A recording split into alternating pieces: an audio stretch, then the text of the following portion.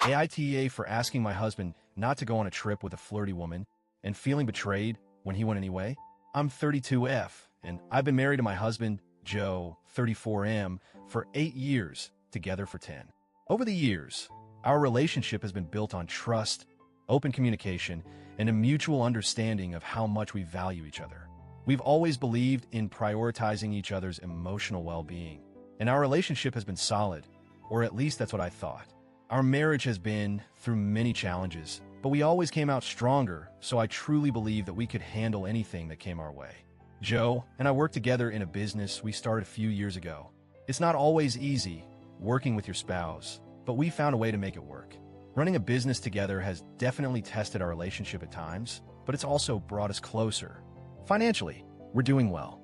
We've worked hard to get where we are, and we both have a vision for the future. We've always been in sync when it comes to life goals, until now. About a few months ago, Joe's father got us involved in a major business opportunity. It was a huge deal, a government contract that could change everything for us. It's a long-term project, and several companies are teaming up for the bid. Joe and I were both excited about it, especially since this could take our business to a new level. But there was one major complication. One of the companies we were teaming up with is led by a woman, Sarah, who is, well, let's just say very attractive and incredibly flirtatious. I first met Sarah at one of the early meetings for the bid. She was confident, charismatic, and just overall charming. At first, I didn't think much of it. After all, she was a professional CEO, and I assumed she'd be focused on business. But as the meetings continued, I started to notice how she acted around Joe. She would smile at him a little too often, laugh a little too loudly at his jokes, and even make comments that, to me, seemed a bit inappropriate for a business setting. I mentioned it to Joe a few times, but he would always brush it off, saying she was just being friendly. But I could tell something was off. I wasn't the only one who noticed it. Joe also mentioned that he felt uncomfortable with her attention, but didn't want to make a big deal out of it. We both agreed to focus on the bid and put any personal discomfort aside for the sake of our business. Still, I couldn't shake the feeling that Sarah's behavior was becoming more and more blatant. And then came the moment that made everything spiral out of control. One afternoon during a break at a meeting, Sarah approached Joe while I was talking to someone else. I overheard her say something that made my blood run cold. She touched Joe's arm and said, "If I had a husband like you, I'd never leave his side. You're the kind of man every woman wants, but sometimes that's not enough. Someone else might steal your mind." I was in shock. I could feel the jealousy and frustration building up in me, and I couldn't stay quiet. Without thinking, I snapped, "I'm not following him around. He never leaves my side." Sarah quickly laughed it off, pretending it was just a joke. But I saw the look in her eyes, and anyone who's been in a similar situation knows that look. It wasn't just playful banter. She was making a move, and I knew it. Joe, on the other hand, didn't react strongly. He smiled awkwardly and changed the subject. Later that day, I pulled him aside to talk about it. I explained how uncomfortable I was with Sarah's comments and how it felt like she was crossing a line. Joe admitted that he felt uncomfortable too, but he didn't want to make things awkward or jeopardize the deal, so he didn't say anything. I wasn't thrilled with his response, but I tried to understand. I knew that this bid was important to both of us, but I also felt that he wasn't taking my feelings seriously enough.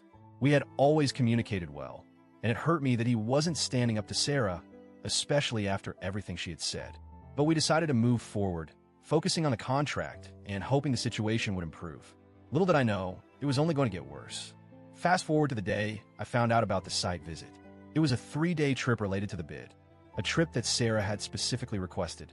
Only 5 people were going, and Joe was one of them. When I found out, I was devastated. I felt like I was being excluded, but what hurt even more was the fact that Sarah had orchestrated it. She wanted Joe there, and I wasn't invited. My first reaction was disbelief. Why would they leave me out of something so important, especially when Joe and I had always worked together as a team? But when I confronted Joe, he said he thought it was just the way the trip was organized, and he didn't think anything of it. But I wasn't going to let it go that easily. I told him how hurt I was by the situation.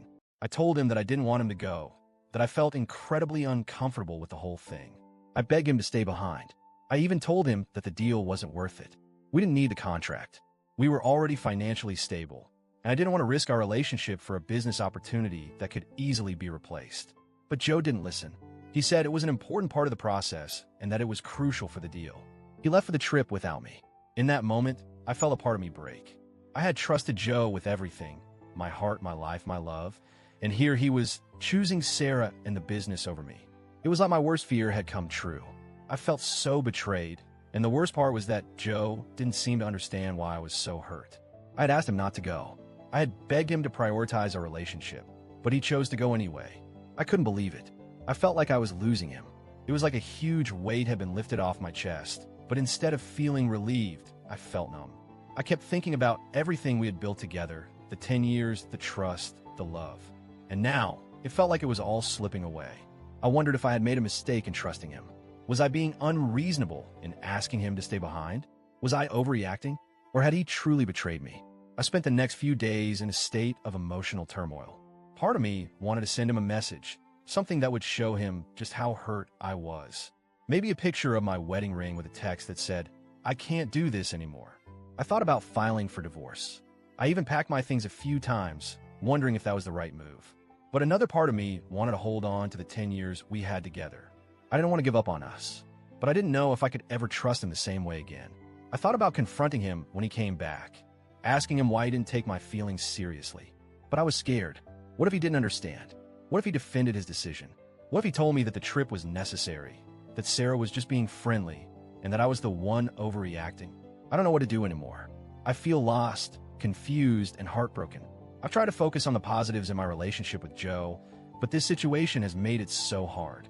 So now, Reddit, AITA, for asking Joe not to go on the trip with Sarah? I feel like I've tried to do everything I could to keep the peace and protect our relationship, but I don't know how to move forward from here.